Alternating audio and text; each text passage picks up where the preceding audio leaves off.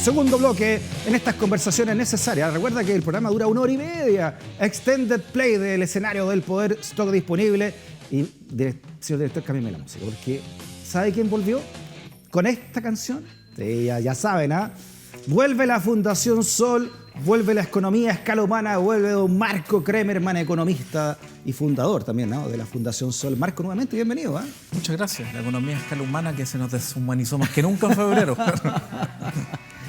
¿Cómo ha estado todo? Bien movido, bien movido. El tema de las pensiones se está moviendo mucho. Empecemos al tiro entonces a hablar de pensiones, porque es un tema que está ahí. Usted se me desaparece un mes y queda la escoba en la economía a escala humana. 2 semanas nos desaparecemos. Fue suficiente. Oye, hay una huelga interesante también por lo que significa de los sindicatos de la AFP Cuprum, ¿no? Señalan ellos que no tienen las garantías o los sueldos comparado con las utilidades que están teniendo las AFP. Y ustedes sacaron un estudio, ¿no?, de cómo habían sido las utilidades de la AFP el año pasado. Puntualmente Cuprum, que está en huelga. ¿Qué te parece a ti eso? Claro, el Sindicato Nacional de Trabajadores y Trabajadoras de Cuprum lleva, entiendo, cerca de 8 días de huelga. Ya. Bueno, y esto es un fiel reflejo del modelo chileno. Claro. Las empresas grandes dicen, no podemos, ¿cierto? No es el momento para hacer reajustes, no es el momento para mejorar condiciones laborales. Y uno mira los antecedentes y, ojo, 2020, Chile decreciendo en torno a un 6%, el PIB cayó en torno a un 6%, ¿ya?, los hogares perdiendo sus empleos, empobreciéndose. Y AFP Cuprum, el 2020, ganó por día, ¿ya?, cada día, casi 125 millones de pesos. ¿Diarios? Al día, diarios. Espérate, o sea, pasaba un día y ganaban 125 millones de pesos diarios. El 2020, en un año anormal. Utilidades. Utilidades. O sea, librecitas de impuestos, todo así en el bolsillo. Exactamente. ¿No? Tanto por el efecto del encaje, que es lo que ellos invierten de su patrimonio, es lo mismo que invierten los fondos de los cotizantes que administran, pero principalmente por las comisiones que sagradamente los cotizantes tienen que pagar cada mes. ¿No? Claro, ahí estamos viendo imágenes de la huelga que lleva, al momento que estamos conversando, Marco, lleva 6 días. Va para el 7º día ya de huelga el sindicato de trabajadores de Cuprum. ¿Por qué ganan tanto? ¿Por qué en pandemia?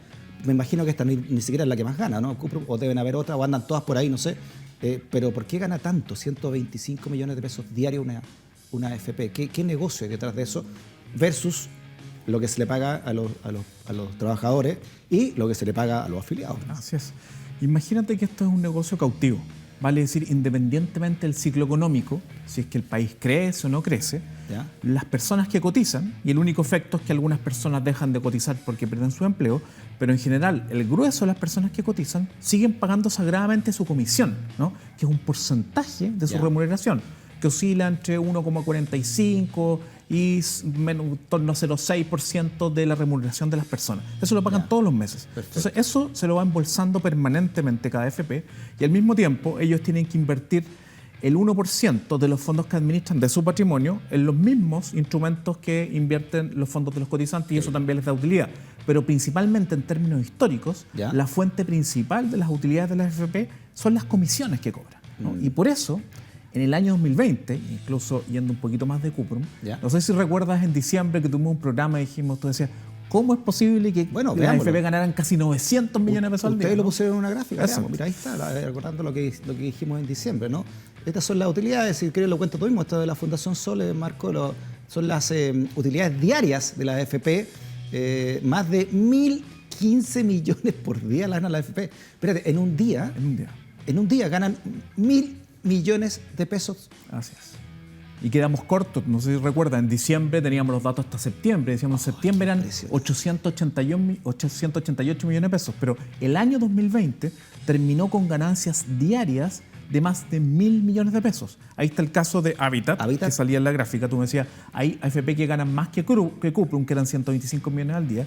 Vemos que en el caso de Habitat estamos hablando de 351 millones de pesos. 351 millones y medio. 351 millones de pesos al día. Habitat, los dueños de Habitat, es la Cámara Chilena de la Construcción, ¿no? Increíble. Mira, que tiene muchos negocios. Cuprum, que gana harto, es la cuarta en la lista, bajete, está después de Habitat, Provida y AFP Capital. Porque Cuprum no tiene tantas personas afiliadas, pero tiene los afiliados de los mayores ingresos. O sea, la AFP en el fondo ABC1 es Cuprum. Ahí se concentran los sueldos de target manera más acotado. Exactamente. Qué impresionante. Bueno, este es el negocio de fondo. Un tercer retiro, ¿cómo lo ves tú? Que ya se está discutiendo, se dio luz verde, al menos la discusión en el Parlamento.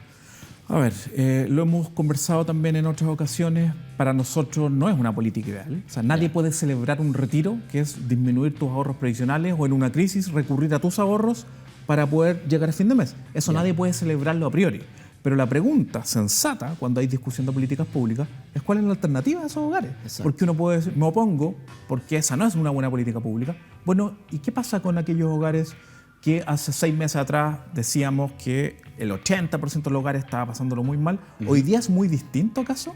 ¿El gobierno tiene la información exacta de cómo están viviendo hoy día los hogares chilenos? No lo ha dicho. Y no la tiene, al parecer, y eso es gravísimo. ¿Qué es lo que se considera rico hoy día? ¿Dónde están poniendo la plata los ricos? Los verdaderos ricos, me refiero. O los verdaderos ricos están recibiendo la plata directamente de la AFP a través de inversiones. ¿Cómo lo ves tú eso? A ver, acá esto es grave. Es el presidente. El presidente diciendo 2 errores o 2 cosas que no son correctas ni verdad. 2 fake. O sea, exactamente. Primero, que hay 5 millones de personas que no tienen fondo. Eso es falso. De hecho, lo podemos ver más adelante en una gráfica que hemos traído, ¿no? Las personas que se quedaron sin fondos no son 5 millones.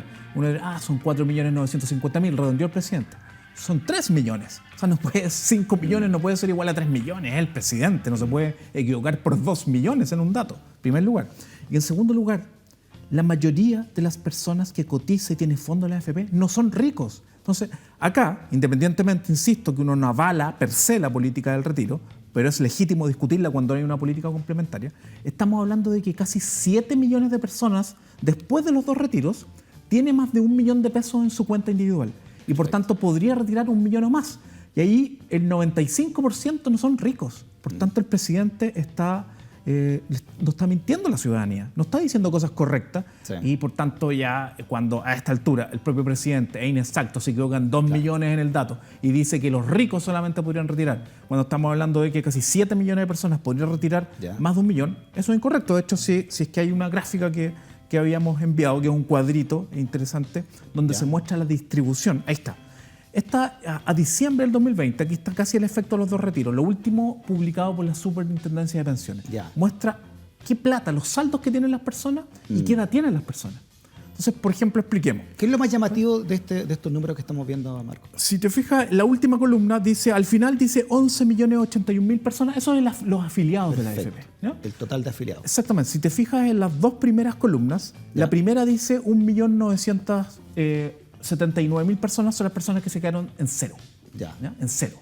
1.979.000. Y después aparece un poco más de 1 millón de personas, la siguiente más abajo, ¿sí?, que tiene entre 1 peso y 100.000. Entonces, se había quedado en cero y comenzó a cotizar de nuevo y tiene 10 lucas, 15 lucas, 20 lucas. Entonces, si uno suma esos 2 tramos, llegamos a estos 3 millones de personas y no 5, en primer lugar. O sea, en rigor, los que tienen 0 son 2 millones. Exactamente. Y los que tienen un poquito más son 3 millones. Exactamente. Y si tú te fijas, ¿qué pasa? ¿Dónde se concentra esa cantidad? Se concentra en las personas que tienen menos de 35 años y principalmente en quienes tienen menos de 25 años, que son quienes recién habían empezado a cotizar. Entonces, obviamente... Ahí está la letra chica, digamos. Claro, si tenías 200 lucas, lo sacaste todo y habías recién empezado a cotizar, te quedaste sin nada.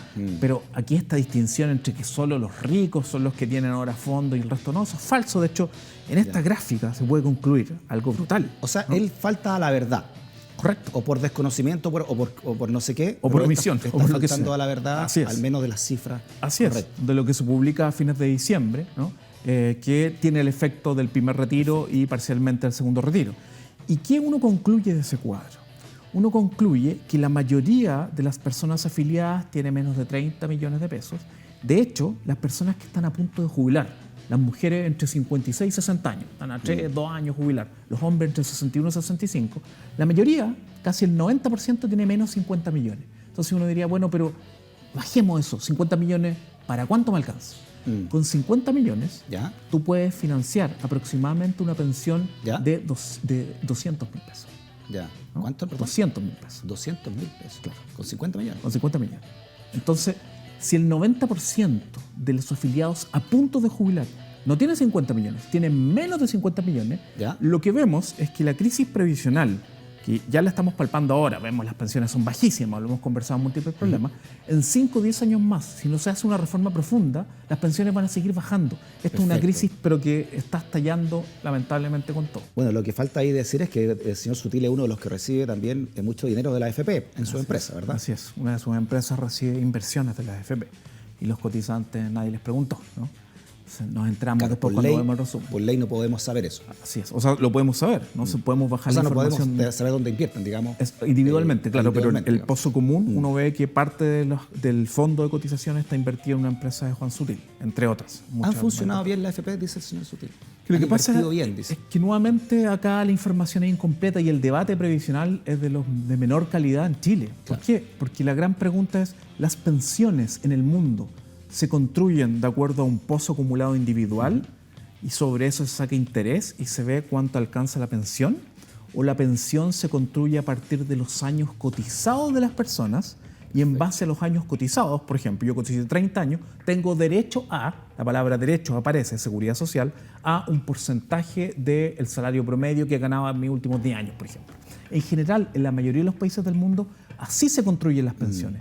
Porque es muy difícil, sobre todo para una población como la chilena, ¿no?, que tú puedas construir pensiones en base al ahorro permanente de los trabajadores y trabajadoras. Primero, porque tenemos un mundo del trabajo que tiene una serie de deficiencias, exactamente, pero al mismo tiempo porque la forma de cálculo imposibilita que más allá del 5% de los cotizantes pueda sacar una pensión por sobre los 500.000 pesos. Y por tanto el sistema va a fracasar aunque le eches más benzina. ¿Solo el 5% puede sacar? En estos momentos incluso un poquito menos. Y ya estamos hablando de hombres, porque las mujeres debe ser peor aún el guarismo, ¿no? Así es. En estos momentos, cerca de un 3% de las personas que están cerca de jubilar podría sacar una pensión superior a 600.000 pesos. Impresionante. Entonces, si vemos el costo de vida que existe en Chile, ¿qué podemos concluir de que esto no es un sistema de pensiones y nunca lo ha sido, ¿no? Cumple otros objetivos. Y uno diría, ¿por qué estamos hablando del objetivo que dinamizó el mercado de capital, los mercados financieros? Ese no es el objetivo de un sistema de pensiones. Estamos escuchando a Juan Sutil que dice, han invertido bien y claro, y parte de esa inversión se la lleva también él. Entonces, es bien extraño, ¿no? El vocero de la AFP en ese sentido. Exacto, y matemáticamente... Como presidente de la CPC. Claro, matemáticamente pensemos en lo siguiente. La AFP se jactan de que ellos al menos le encargaron una pega y le han hecho bien. Uno podría discutir eso, porque efectivamente han multiplicado los fondos que administran. Marco, me encantaría saber también tu opinión sobre esta noticia, ¿no?, que se conoció esta semana del fin de Felices y Forrados, por lo que ellos llaman la aprobación, por unánime fue en el Senado incluso, ¿no?, de esta ley que ellos llaman de mordaza, ¿no? Felices y Forrados anuncia su fin luego de aprobación de ley que endurece reglas de mercado. ¿Qué te parece a ti, no?, que esta empresa y también esta ley que ellos llaman ley mordaza, ¿en qué consiste y está bien o está mal? Porque, como te digo, se aprobó por una máxima mayoría en el Senado unánime, pero también en la Cámara de Diputados. Exacto. Primero, como contexto, no normalicemos que el sistema chileno de pensiones esté completamente privatizado y las pensiones se construyan de la manera en que nos decía Juan Sutil, y no normalicemos que se hayan creado empresas que le cobran a personas para tratar de mejorar la situación de su pensión, dado que las pensiones están privatizadas. Todo eso no es normal, todo eso no es parte de la seguridad social. Entonces, hacer competir el negocio de las pensiones con el negocio de Felices y Forrados, de alguna manera es una lógica parecida. Alguien podría decir, claro, pero en ese negocio, de alguna manera, con esto yo puedo permitir de que me abusen menos. Bueno, es una discusión legítima, pero no normalicemos aquello. Y en segundo lugar, la ley Mordaza, que creo que es un nombre incorrecto, tiene que ver con la regulación de los asesores financieros previsionales. Que a diferencia de los asesores previsionales que orientan a las personas para que tomen una pensión adecuada, si renta vitalicia, si retiro programado u otro tipo de decisiones, esto tiene que ver con consejos para tu etapa activa, por ejemplo, de vida, para ver dónde colocan los fondos. Si te cambias al A, al B, al C, al D o al E. Entonces, lo que sucede acá es que no se está prohibiendo que las personas se cambien de fondo, que eso sí era una situación que se planteó en algún momento. Por ejemplo, dilatar el periodo para que las personas tomen decisiones de cambio de fondo y no se puedan cambiar, claro, rápido del fondo A al otro extremo, al E, por ejemplo. Eso no se ha tocado, ¿no? Pero sí lo que se ha hecho, según lo que yo entiendo, que no me he metido en los detalles, pero sí en aspectos generales, es que se regula este mercado de asesorías previsionales financieras y se pide una garantía, vale decir, para que participen de este negocio, estas empresas tienen que pagar una garantía que va entre 15 millones de pesos hasta 1.760 millones de pesos, ¿no? Dependiendo de la magnitud del negocio.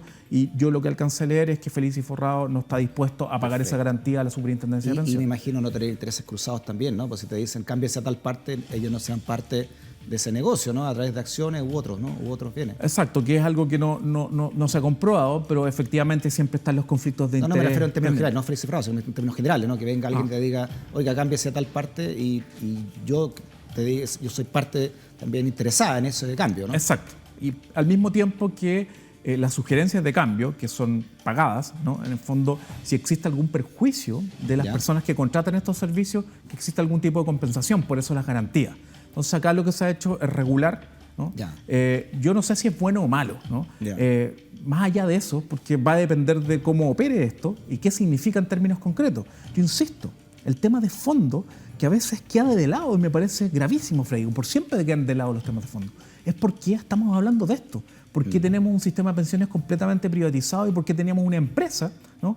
que le cobraba a personas para que pudieran mejorar un poquito su rentabilidad y con ello de alguna manera nos olvidábamos de hablar de seguridad social, que es lo que tiene la mayoría de los países del mundo? Por tanto, la discusión era o las AFP funcionan como están funcionando o le hacemos una pequeña vuelta, ¿cierto? O una pequeña mejora y tratamos de facilitar que las personas puedan cambiarse de fondo. Eso realmente no es seguridad social, es terrible estar hablando de eso. Claro, tú hablaste que el jubileo va por otro lado, ¿no? Y pusieron ustedes el ejemplo del grupo Yarur. Así que lo recordamos también para que explique ese punto.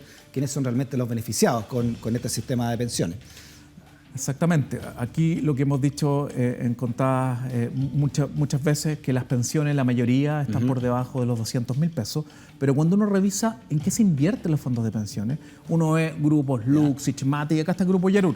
El Grupo Yarur recibe más de 5.000 millones de dólares en inversiones en sus empresas, por ejemplo el Banco BCI. Increíble. ¿no? En depósitos a plazo, en bonos que emiten los bancos.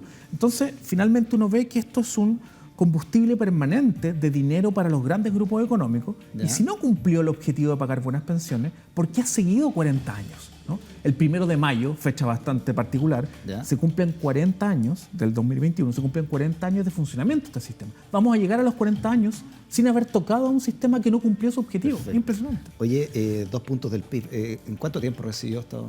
Eso es lo que recibe ahora, ¿no? Esto es una foto actual. Bueno, en estos momentos está recibiendo el equivalente a 2% del PIB de los fondos de inversión que administran. Es que uno ya se ríe esta cuestión porque es impresionante. O sea, aquí está la vara, el cordero, como dice la canción, ¿no?